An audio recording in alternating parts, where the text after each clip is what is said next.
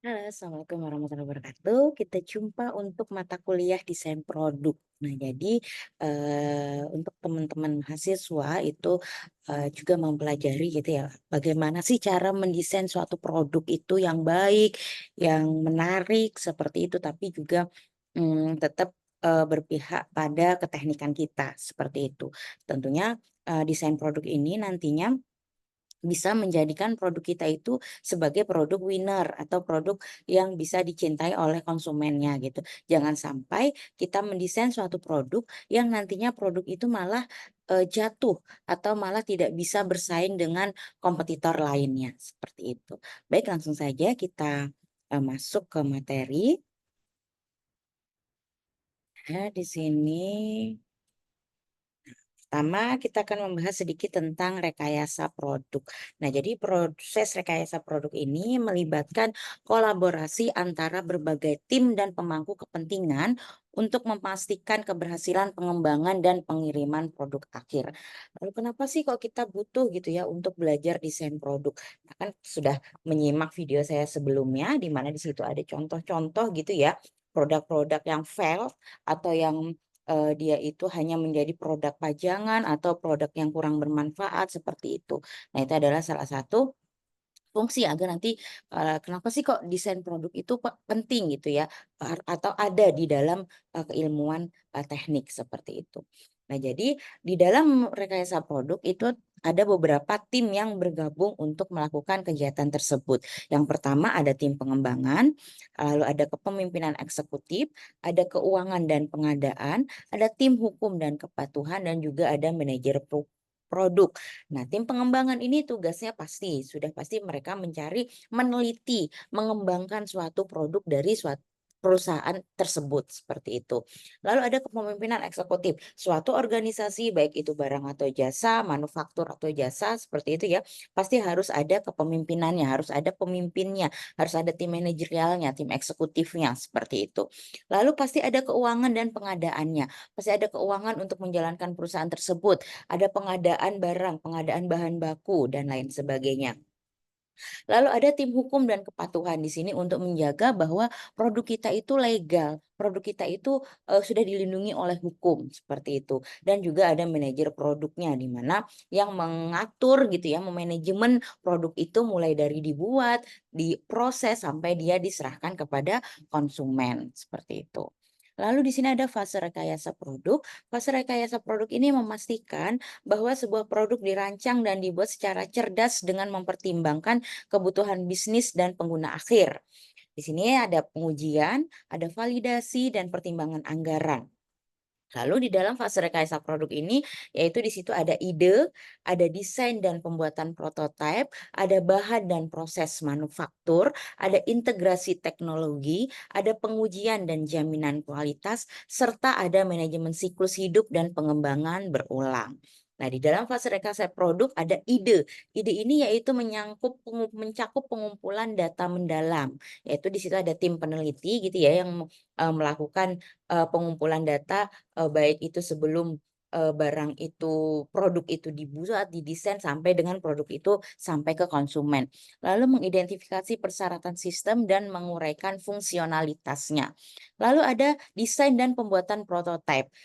Nah, di sini untuk desain dan pembuatan prototipe ini mencakup penggunaan alat bantu CAD atau desain berbantuan komputer untuk mengembangkan model 2 dimensi dan 3 dimensi yang dipelajari oleh teman-teman teknik mesin ataupun teknik industri. Di sini juga belajar untuk menggunakan CAD, menggambar desain, menggunakan bantuan-bantuan software yang sudah terintegrasi di dalam komputer seperti itu. Lalu ada bahan dan proses manufaktur. Lalu setelah prototipe disetujui, setelah produk itu didesain lalu dibuat prototipe dan prototipenya disetujui, maka tim desain dan tim teknik berkolaborasi dengan spesialis pengadaan untuk merencanakan bagaimana produk akhirnya dibuat. Jadi sebelum produk itu diproduksi secara besar, dilempar ke konsumen, maka ada prototipenya dulu yang itu diuji coba apakah sudah layak untuk diperjualbelikan atau belum. Lalu ada integrasi teknologi. Nah, di sini tim desain melibatkan kombinasi komponen perangkat keras dan perangkat lunak untuk menciptakan produk yang kohesif dan fungsional. Jadi, seorang tim seorang perusahaan manufaktur itu tidak hanya memiliki tim manufaktur saja, dan juga tim manufaktur tidak bisa mengerjakan semuanya secara sendiri, harus berkolaborasi dengan tim-tim yang lain, yaitu ada tim teknologi dari IT, seperti itu, ada tim kelistrikannya dari elektro, seperti itu, ada tim untuk memanajemen, memanajemen perusahaan, yang memanajemen proses produksinya dari teknik industri, seperti itu, dan lain sebagainya. Lalu setelah itu ada pengujian dan jaminan kualitas. Di sini mencakup evaluasi produk untuk memastikan produk tersebut memenuhi spesifikasi dan persyaratan yang telah ditentukan. Jadi harus ada quality controlnya. Jadi apakah produk yang tadi dibuat itu sudah sesuai nih dengan spek, dengan aspek yang ditentukan. Penjaminan mutunya apakah sudah sesuai? Kalau belum berarti harus dilakukan penelitian ulang dan diproduksi ulang seperti itu. Lalu ada manajemen siklus hidup dan pengembangan berulang. Jadi pengembangan dan pengujian adalah proses yang berkelanjutan. Jadi bagaimana sih siklus hidupnya si produk gitu ya. Jangan sampai ternyata produk kita ini kalah di pasaran menjadi produk mati dikarenakan kita tidak bisa membaca siklus hidupnya. Dikarenakan produk ini sudah ketinggalan zaman. Jadi siklus hidupnya itu sudah tidak sesuai dengan zaman yang sekarang. Maksudnya siklus hidup itu seperti itu ya. Jadi siklus hidup dari barang itu dia menyesuaikan dengan zaman, menyesuaikan dengan permintaan dari konsumen, dan juga dilakukan pengembangan berulang. Itulah fungsinya dari tim pengembangan. Mereka melakukan penelitian terus-menerus kepada konsumen, produknya bagaimana sih yang dibutuhkan konsumen, produk yang kualitasnya seperti apa sih yang dibutuhkan konsumen, seperti itu, dan lain sebagainya. Lalu ada manfaat strategi rekayasa produk, yaitu beberapa manfaatnya. Yang pertama ada keunggulan kompetitif, ada efisiensi biaya, ada produk berkualitas tinggi, ada peningkatan inovasi dan kepatuhan terhadap peraturan. Untuk keunggulan kompetitif, proses rekayasa produk yang sistematis dan terinformasi dapat menghasilkan barang atau jasa yang melebihi harapan pelanggan dan menciptakan keunggulan kompetitif di pasar. Jadi di sini tim strategi rekayasa produk ini mengetahui nih bagaimana sih harapan pelanggan sehingga nanti bisa membuat produk yang sesuai harapan dan, produk itu dicintai oleh masyarakat sehingga produknya akan menjadi unggul kompetitif di pasaran, seperti itu.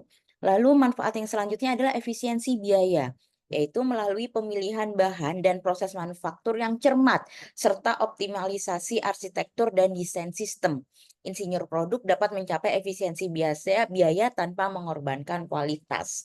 Contohnya, dengan kualitas yang sama mungkin bahannya yang ada, dimodifikasi atau ada materialnya yang dimodifikasi, materialnya yang diganti, tapi dengan, kualitas dan, kegunaan yang sama, seperti itu. Jadi misalnya, eee membuat suatu mobil gitu ya, contohnya mobil itu sekarang tidak semua mobil itu materialnya itu dari baja.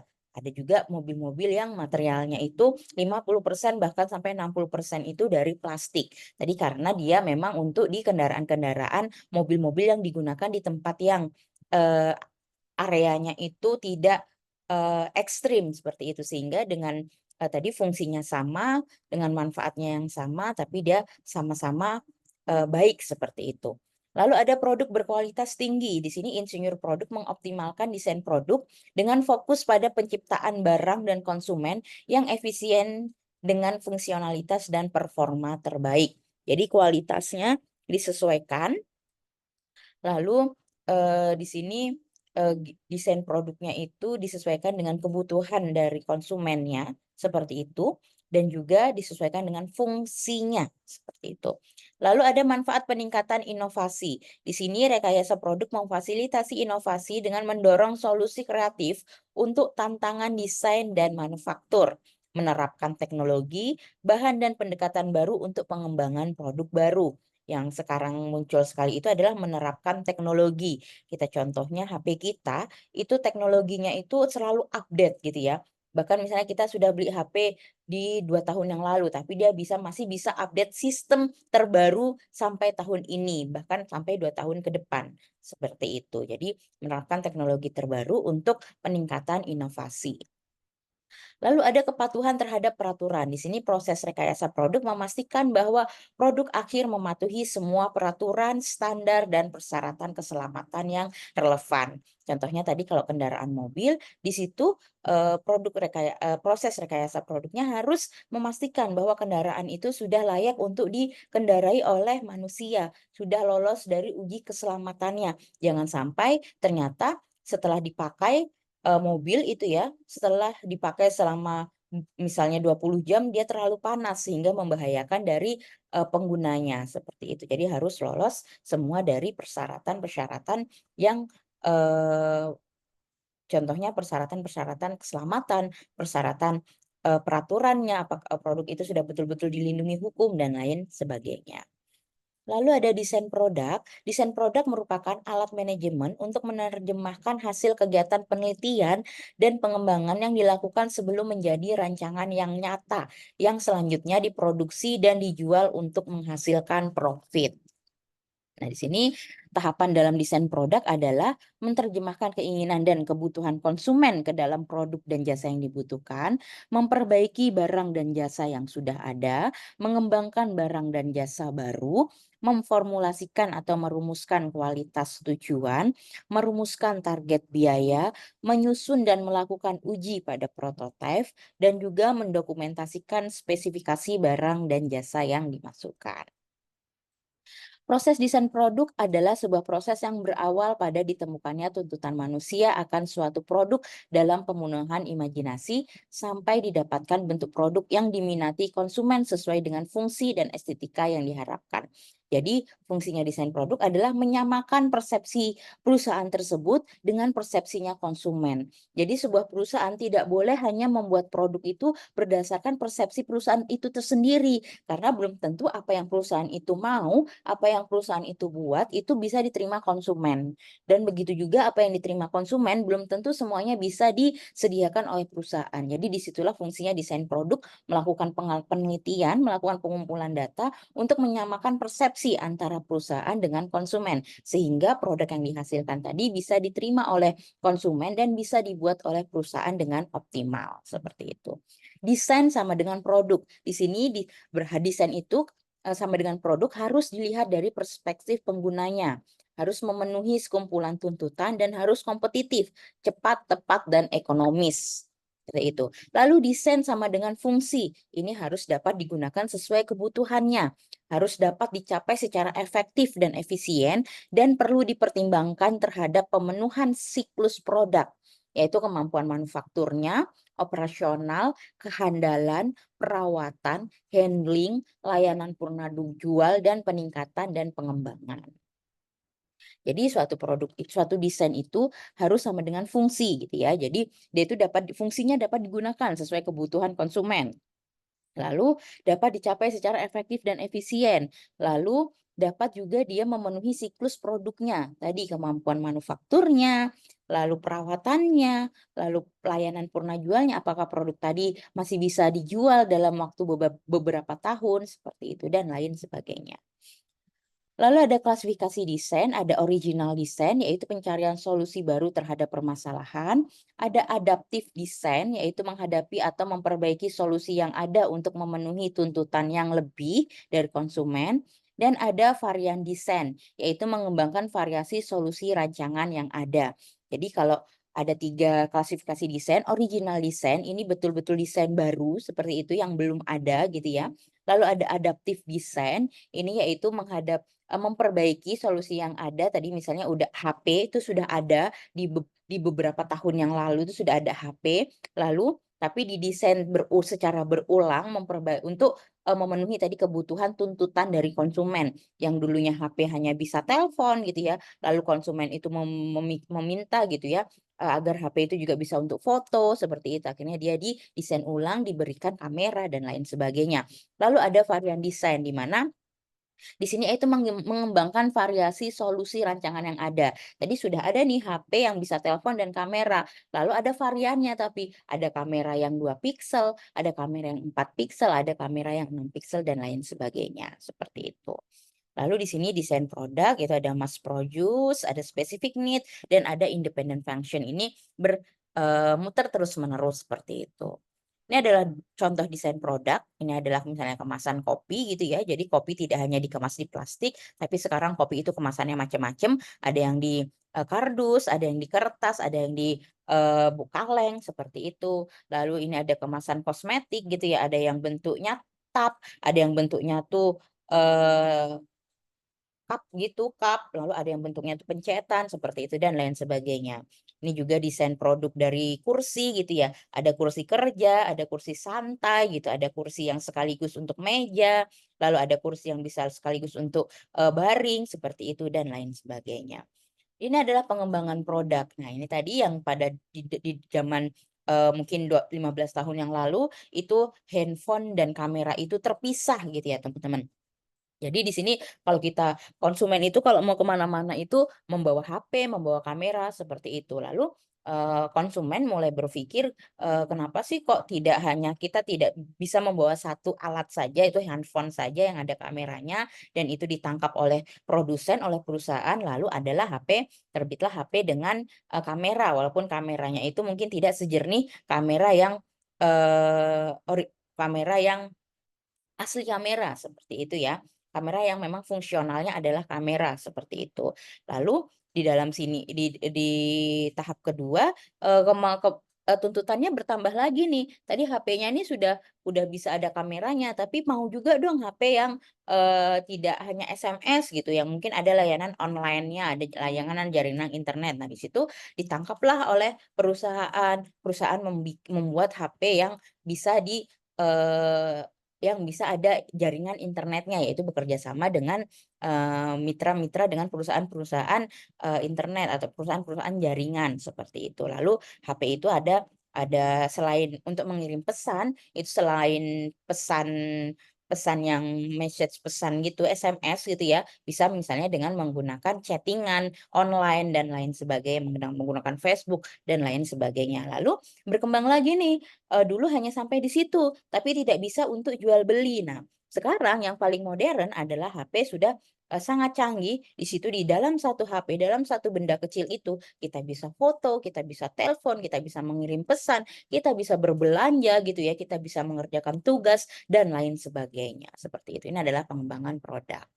Lalu contoh pengembangan produk lainnya adalah di sini misalnya penyimpanan gitu ya, flash disk gitu, yang dulunya itu ini, apa yang namanya, disket seperti ini, lalu berkembang menjadi hard disk besar tapi ya, seperti itu. Disket tadi dia hanya disket tadi itu hanya kapasitasnya sangat kecil, hanya sekitar 500-an MB, hanya mungkin sekitar 10 sampai 15 file itu sudah penuh, seperti itu. Lalu berkembang lagi menjadi hard disk tapi dia cukup besar, lalu berkembang lagi sekarang menjadi SSD, seperti itu dengan yang kecil saja itu kapasitasnya sudah sama seperti hard disk, sama-sama 1 tera, 2 tera, sedangkan zaman sebelumnya itu kalau kita mau penyimpanan yang dengan storage yang besar, maka kita harus beli hard disk tadi yang dia masih lumayan cukup besar bentuknya, seperti itu. Lalu contoh pengembangan produk, kendaraan gitu ya, yang dulunya itu berbentuk becak seperti itu, lalu di tahun 1880 itu masih berbentuk becak, lalu becak bermotor misal atau becak yang di kayu dengan manusia, lalu di tahun 1920, berkembang menjadi mobil gitu ya, mobil tua seperti itu, lalu di 1970 berkembang lagi modelnya tapi masih dengan fungsi dan mesin yang sama mungkin, seperti itu. Lalu di tahun 2000, modelnya sudah lebih bagus lagi, teknologinya lebih canggih, di 2010 lebih lagi teknologinya lebih canggih lagi, sampai di tahun sekarang 2020 sampai sekarang berkembanglah menjadi yang dulu, berbahan bakar minyak gitu ya, sekarang sudah bisa menggunakan listrik, seperti itu dan lain sebagainya. Lalu ada modifikasi desain atau inovasi. Nah, ini pada tahap sekarang ini kebanyakan produk-produk itu di tahap modifikasi desain atau inovasi.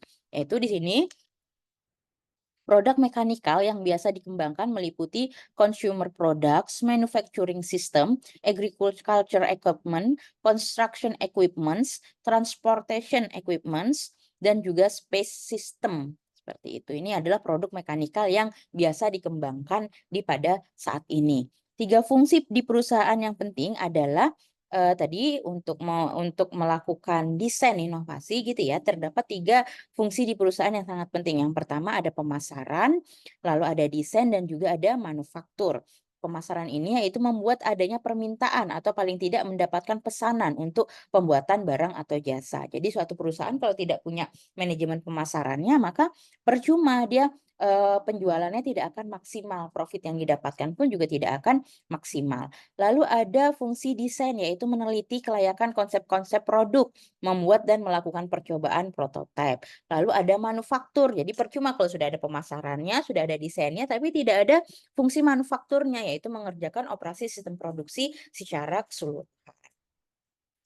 Ada yang dinamakan product life cycle. Di sini adalah pola atau siklus yang menyatakan hubungan permintaan terhadap produk sebagai fungsi waktu dinyatakan sebagai daur hidup produk atau product life cycle.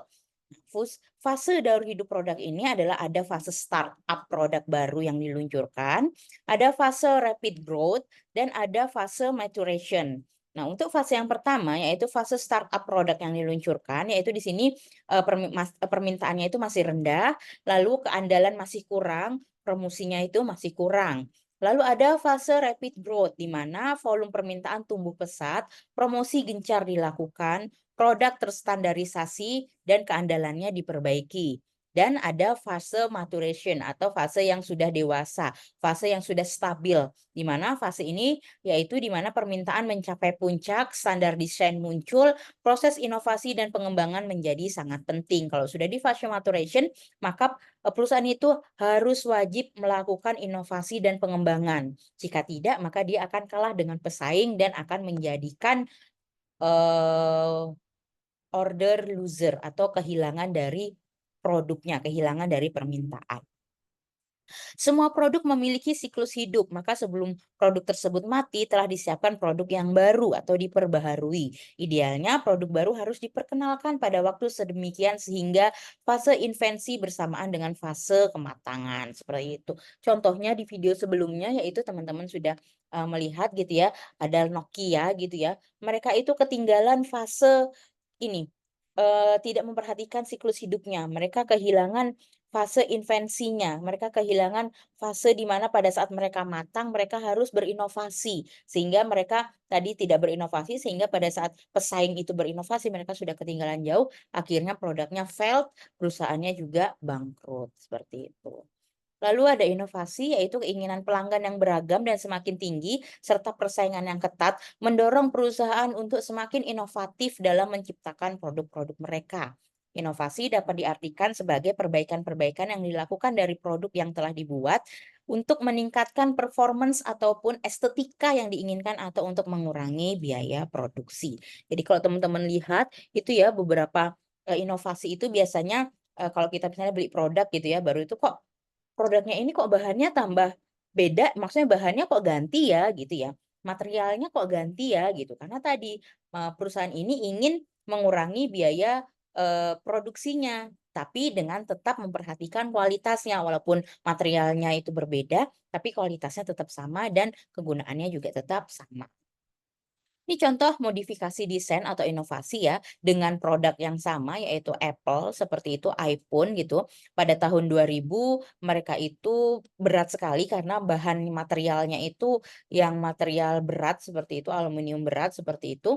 Lalu di tahun 2025 mereka berinovasi dengan mengurangi bahan-bahan material yang berat tadi menjadi material-material yang lebih ringan seperti itu dan juga bentuknya seperti itu yang tadinya gede lebih kecil, di situ pasti akan mengurangi, jumlah materialnya. Lalu di tahun 2015 mereka berinovasi lagi untuk lebih tipis produknya, seperti itu ya. Nah, lalu di tahun 2022, kembali lagi lebih tebal karena ternyata konsumen lebih suka dengan, model iPhone yang kotak seperti itu, tapi, dia, lebih, dengan catatan dia lebih mahal karena memang tadi berarti ada tambahan-tambahan material yang, tadinya tidak ada menjadi ada, seperti itu. Nah, kalau yang dari 2005 ke 2015 ini, dari material yang ada bisa jadi tidak ada karena dia bentuknya yang, berbeda, seperti itu. Produsen harus selalu menyesuaikan desain produk dan jenis jasa yang mereka tawarkan dengan apa yang dibutuhkan dan diinginkan oleh konsumen. Ini adalah modifikasi desain atau inovasi ya dengan tadi produk yang sama, jenis yang sama, tapi tadi dia berinovasi baik itu dari hardware-nya, dari software-nya, seperti itu dan lain sebagainya. Ini dilihat juga misalnya dari kamera seperti itu yang dulunya, bentuk kameranya itu masih kecil gitu ya, sekarang itu sudah bentuknya yang besar-besar karena juga dia pikselnya dia meningkat dan kecanggihan-kecanggihan lainnya.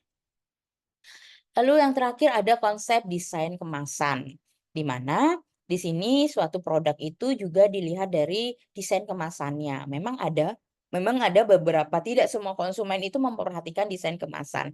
Tapi ada beberapa konsumen itu yang memperhatikan pada saat dia membeli produk, itu mereka memperhatikan desain kemasannya, seperti itu.